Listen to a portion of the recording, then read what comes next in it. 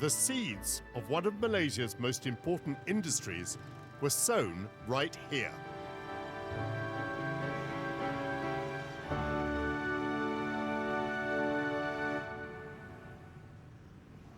My Bradshaw's mentions rubber as a principal product, and this is one of the oldest rubber trees in Malaysia, possibly introduced by the English botanist Henry Nicholas Ridley, who's credited with stimulating the commercial production of rubber in Malaya and devising a method of tapping the rubber tree without killing it.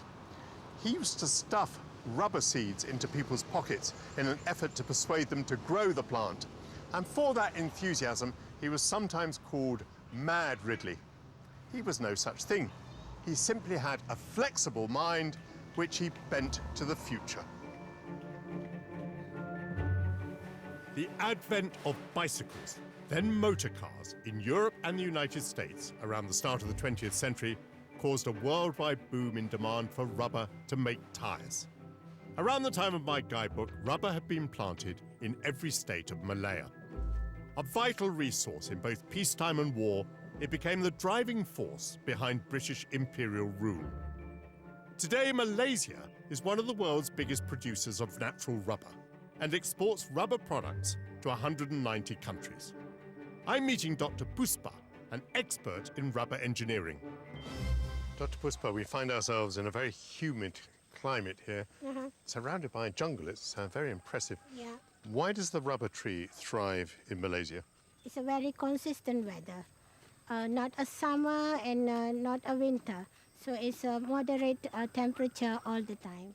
How is the rubber extracted from the trees? We have to tap the trees and we have to collect the milk. The milk is called latex. How often is the same tree tapped? They will tap every day. Really? So rubber tree can be used for 20 to 25 years. You cannot get maximum milk when you have the sunlight. So when we want to extract maximum milk from the tree, we have to tap it early in the morning.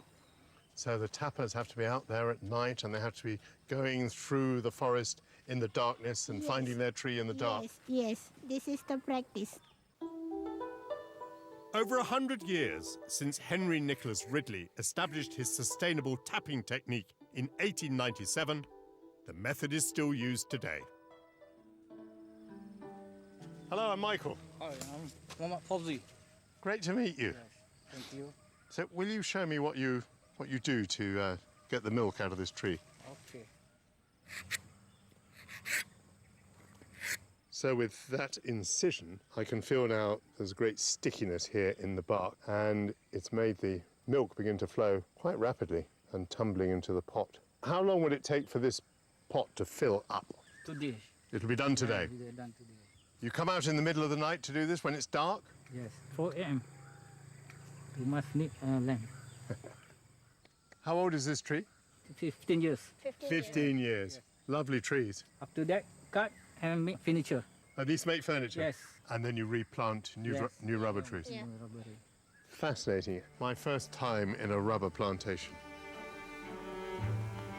Dr. Puspa works for Gummi Metall Technik, a German company which manufactures rubber components, including anti-vibration mountings for trains.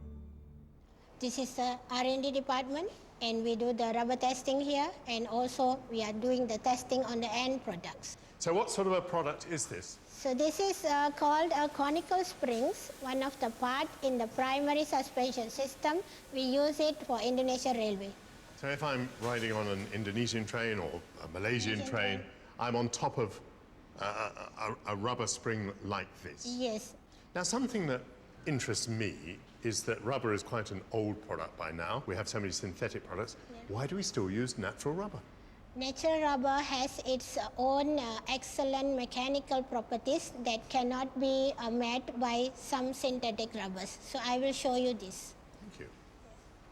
I'm going to do a tensile properties testing with this machine. In layman's terms, you're going to stretch it. Yes. Let's have a look. On and on and on it goes, getting longer and longer. And on. That's extraordinary. There we are. At last, it broke. So, how many times had it been stretched? According to the result, is 676%. You couldn't do that with the synthetic material? Most of the synthetic rubber are not able to achieve a very long elongation at break. And that strikes me as extraordinary, that this wonderful natural material that is so abundant in Malaysia is so incredibly useful, and even now absolutely up to date. That's fantastic, isn't it? Yes.